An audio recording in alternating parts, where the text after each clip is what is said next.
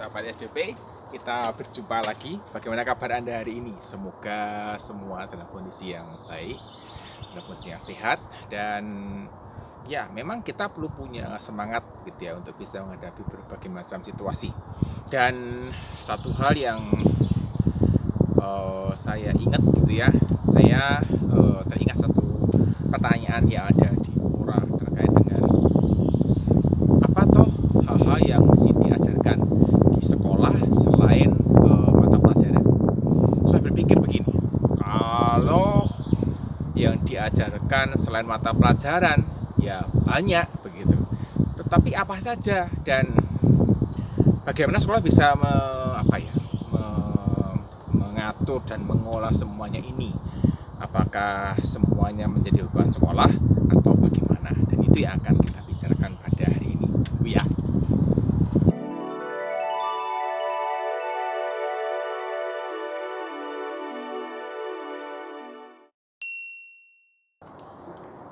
Jadi ketika kita bicara tentang pendidikan, maka sekolah ini dianggap sebagai lembaga pendidikan formal. Jadi lembaga pendidikan formal itu berarti lembaga yang mengeluarkan ijazah yang diakui oleh pemerintah, kemudian sesuatu yang distandarkan, gitu ada standar-standarnya sehingga diformalkan.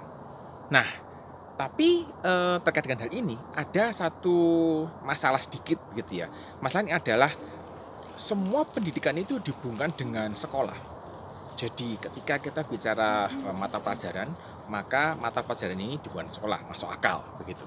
Tetapi ada hal yang di luar konteksnya begitu. Misalnya begini, ada pertanyaan di Quora, apakah ketika ada masalah moralitas di masyarakat, maka itu berarti sekolah tidak berhasil begitu.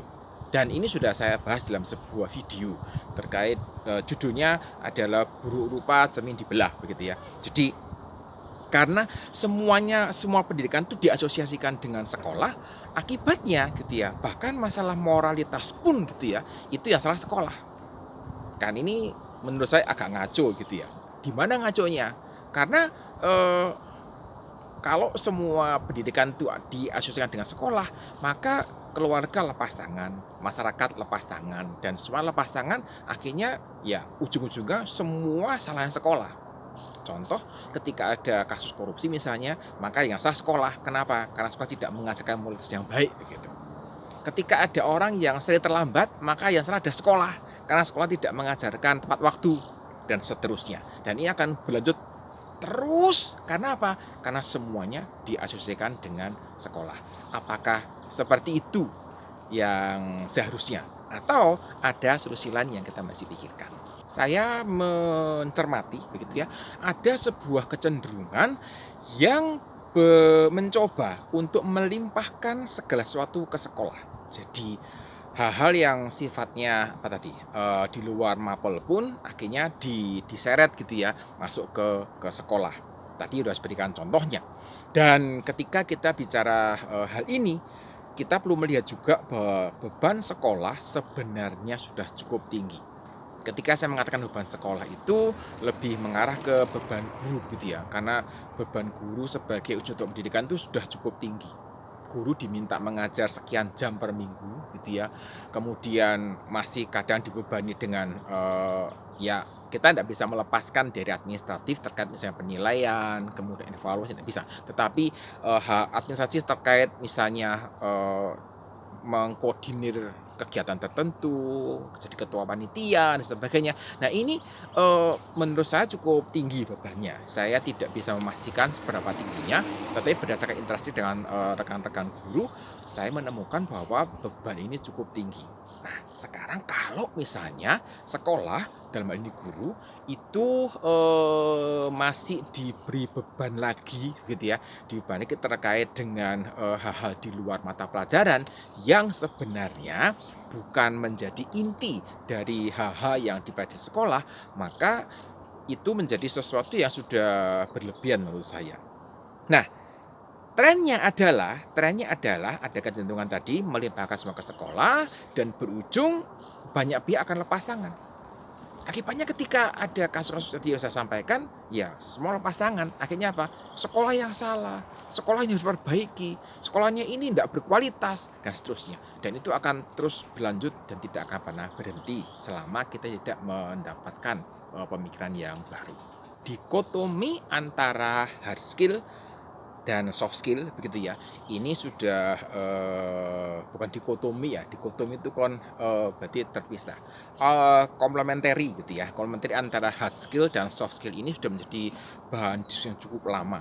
Dan menurut saya sekolah itu fokusnya ada pada hard skill, sehingga hal-hal terkait dengan mata pelajaran, hal-hal terkait dengan menguasai ilmu itu menjadi bagian dari sekolah karena fokusnya ada di situ. Tetapi bukan berarti hal-hal lain yang terkait dengan soft skill, misalnya kemampuan untuk negosiasi, kemampuan untuk bertahan di dalam tekanan, kemampuan bersosialisasi, itu diabaikan. Tidak. Fokusnya tetap ada di dalam hard skill terkait dengan penguasaan ilmunya, tetapi hal-hal lain itu akan diberikan juga, tetapi bukan menjadi bagian yang utama. Bagaimana menjaga motivasi, bagaimana menjaga moralitas, sopan santun, tata krama, orang bilang adab gitu ya.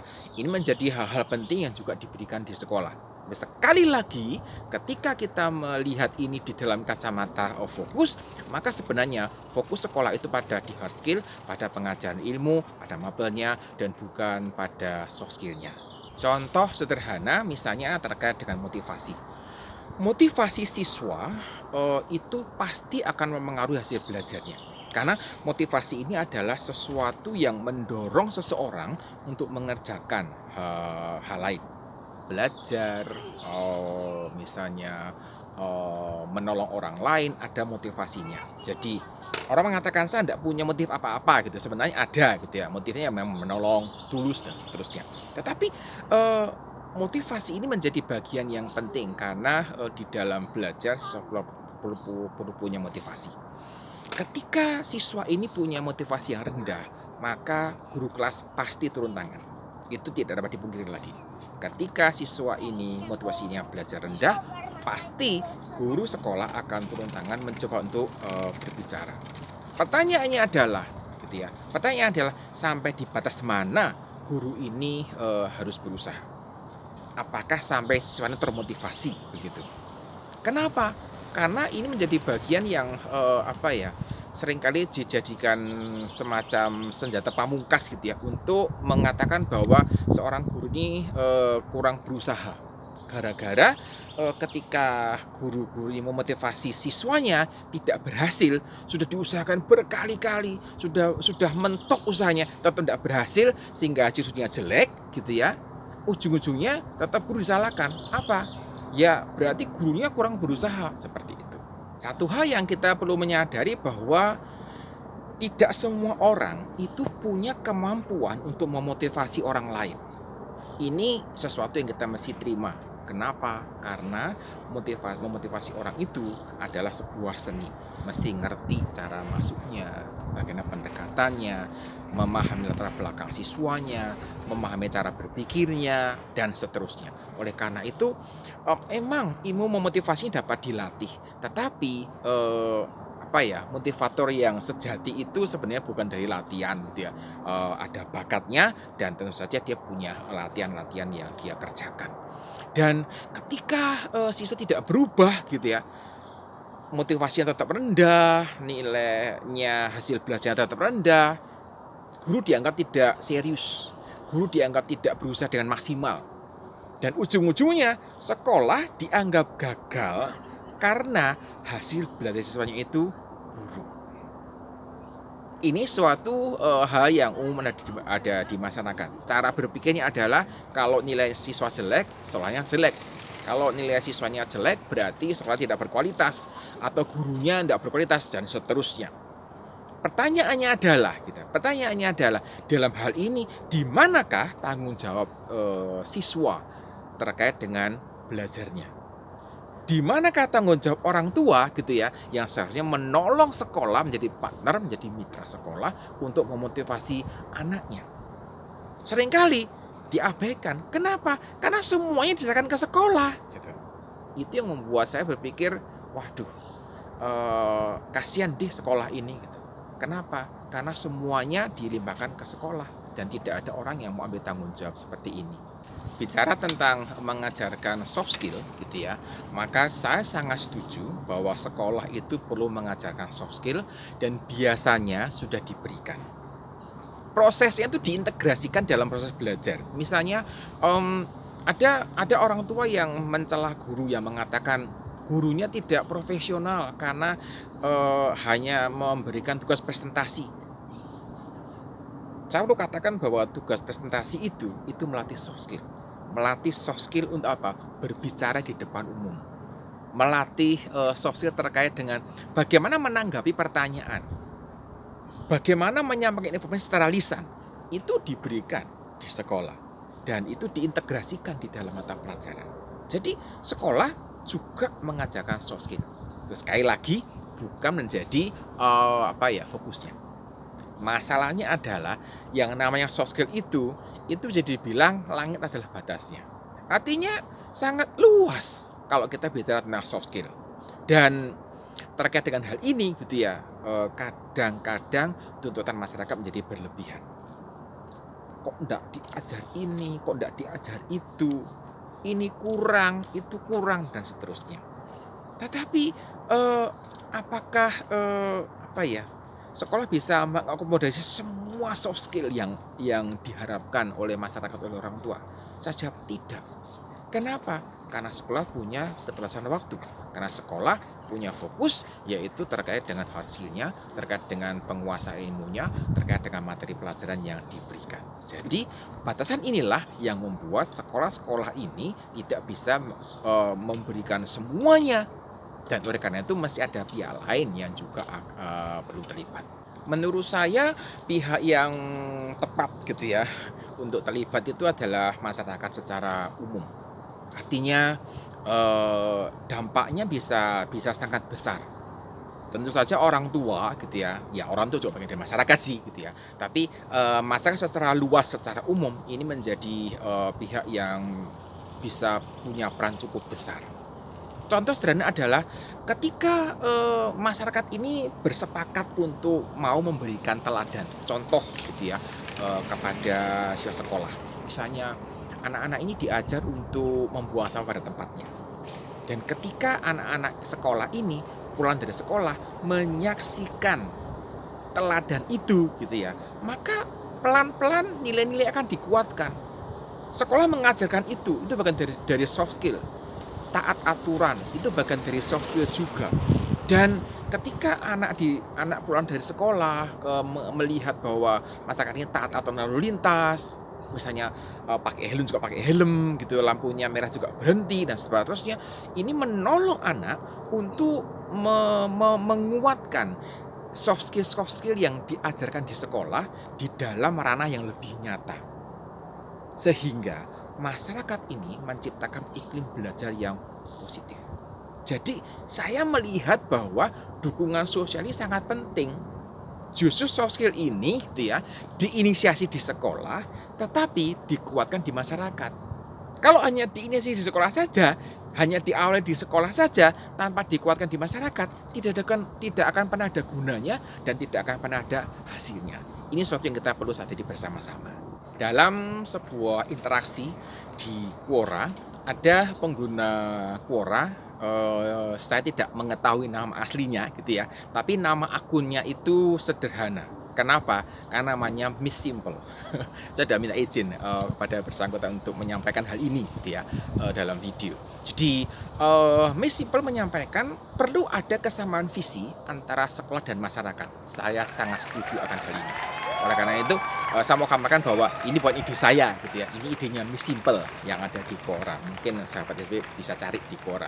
Yang mana sih Miss Simple itu gitu ya. Jadi kesamaan visi antara sekolah dan masyarakat ini bisa menolong gitu ya, menolong penguatan sekolah ketika memberikan soft skill.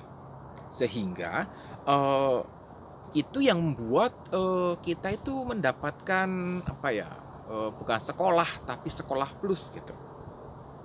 Kenapa ada plusnya? Karena ada penguatan soft skill, ada inisiasi soft skill di dalam proses belajar di sekolah dan dikuatkan di masyarakat.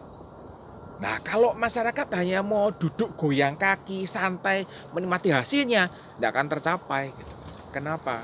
Karena dalam pengamatan saya gitu ya, anak-anak ini lebih banyak berinteraksi di luar sekolah.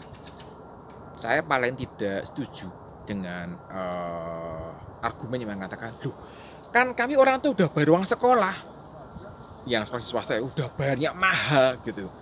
Terus apakah dengan demikian bisa lepas tangan? Enggak. Kenapa? Karena sekolah itu bertanggung jawab pada hard skill, fokusnya pada materi pelajaran, fokusnya pada penguasaan ilmunya. Jadi, sekolah plus akan terwujud ketika ada kesamaan visi antara sekolah dan masyarakat. Itu yang beberapa kali dalam tulisan di Quora saya menyebutnya sebagai pendidikan yang holistik. Artinya dalam bahasa yang sederhana adalah siswa atau anak itu bisa belajar di semua tempat dari lingkungannya. Jadi belajar teladan dari masyarakat itu sangat penting, sangat kuat. Saya setuju sekolah mesti fokus. Pertanyaan adalah fokusnya di mana? Kalau fokusnya itu di semuanya, itu bukan lagi fokus. Jadi kita perlu sepakat gitu ya, bahwa sekolah perlu fokus dan di mana fokusnya. Saya melihat bahwa fokus sekolah sebenarnya ada tadi di urusan hard skill, di urutan penguasaan ilmu dan seterusnya. Saya juga berharap beban guru yang sudah tinggi ini jangan ditambah lagi. Kasihan gitu ya. Kenapa? Karena ada banyak hal yang harus dikerjakan oleh guru. Jadi ini saatnya kita untuk apa? Bergandeng tangan. Sekolah dengan masyarakat bergandeng tangan, mempersembahkan sebuah pendidikan holistik di mana ketika sekolah menginisiasi pendidikan materi soft skill, maka masyarakat itu langsung menyambutnya dengan apa? Dengan menguatkan hal-hal terkait dengan soft skill tadi, sehingga implementasinya menjadi bagian yang dapat segera terwujud dan menolong anak-anak juga punya kontribusi yang positif buat nanti generasi di bawahnya. Ini tidak pernah berhenti gitu. Jadi ketika generasi sekarang ini memberikan teladan buat anak-anak yang sedang sekolah gitu ya, maka nanti di masa yang akan datang anak-anak yang tadi mendapat teladan dari generasi ini akan jadi teladan buat generasi berikutnya dan seterusnya. Jika demikian, maka masyarakat menjadi sebuah tempat tinggal yang sangat nyaman karena orang saling menghargai dengan berbagai macam hal yang dapat dilakukan. Saya kira itu yang bisa saya bagikan pada hari ini. Mari kita bergandeng tangan untuk mengerjakan hal ini. Saya yakin bahwa bersama kita bisa. Sampai jumpa.